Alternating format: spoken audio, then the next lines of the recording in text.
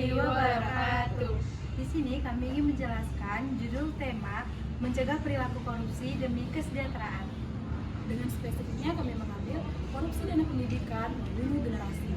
Tujuan membuat video ini untuk menyadarkan masyarakat bahwa korupsi dana pendidikan bukan sekedar penyimpangan anggaran, tetapi tindakan yang langsung merusak masa depan anak-anak dan mematikan kualitas generasi penerus.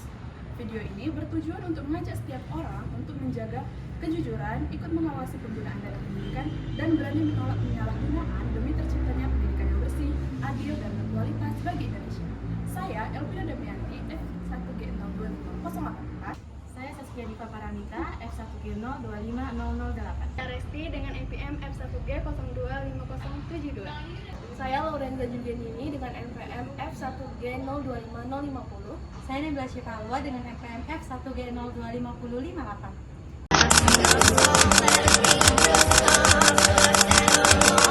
Seorang kepala sekolah di Kabupaten Goa, Sulawesi Selatan berinisial MS ditetapkan sebagai tersangka atas dugaan kasus korupsi dana bantuan.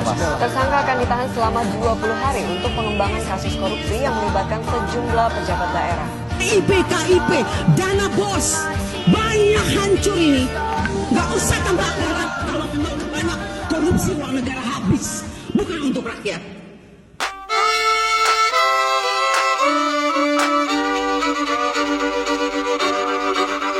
Kisah usang tikus-tikus kantor yang suka berenang di sungai yang kotor. Kisah usang tikus-tikus berdasi yang suka ingkar janji lalu sembunyi di balik meja teman.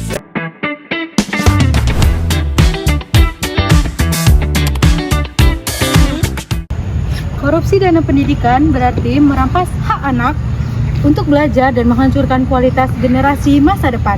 Setiap uang yang dicuri dari pendidikan sama saja mematikan peluang, harapan, dan masa depan bangsa.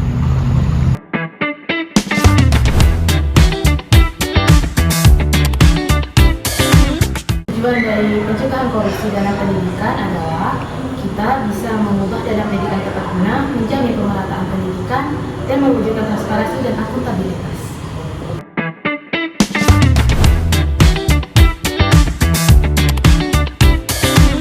Di landasan hukum yang kami lakukan dalam mencegah korupsi dana pendidikan yaitu ada 3. Yang pertama, ada Undang-Undang Nomor 31 Tahun 1999, Undang-Undang Nomor 20 Tahun 2001 yang tentang pemberantasan tindak pidana korupsi yang mengatur sanksi hukum bagi pelaku korupsi termasuk korupsi dana pendidikan. Terus yang kedua, ada Peraturan Pemerintah Nomor 48 Tahun 2008 tentang pendanaan pendidikan yang mengatur penggunaan dana pendidikan secara transparan dan akuntabel. Adapun Peraturan Menteri Pendidikan dan Kebudayaan Nomor 76 Tahun 2014 yang mengatur tata cara pengelolaan dana bantuan operasional sekolah atau biasa disebut dengan BOS agar digunakan sesuai peruntukan dan dicegah penyalahgunaan.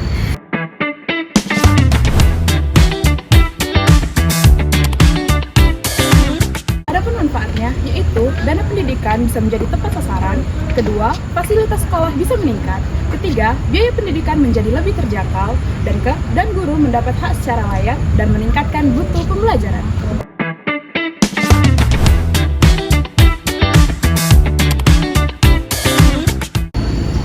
Mari bersama bersihkan pendidikan dari korupsi demi kualitas belajar yang lebih baik dan pemerataan kesempatan pendidikan.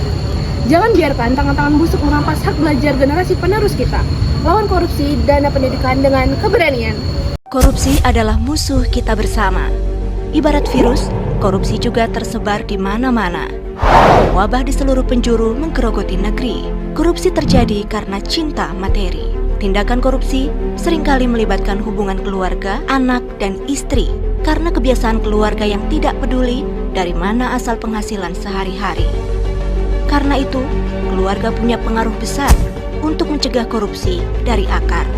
Di balik keluarga yang terhormat, ada anggota keluarga yang hebat, yang selalu mengingatkan sumber pendapatan dan menjaga makna kebahagiaan dengan kesederhanaan. Jangan sampai terlambat hingga semuanya menjadi kiamat. Ditangkap penegak hukum, penghuni rumah tahanan bertahun-tahun tidak pulang. Melihat keluarga dari kejauhan, rasa sesal yang berkepanjangan. Karena itu, Mulai cegah korupsi sejak dini dari rumah kita sendiri. Kita bisa mencegah korupsi dari keluarga kita sendiri.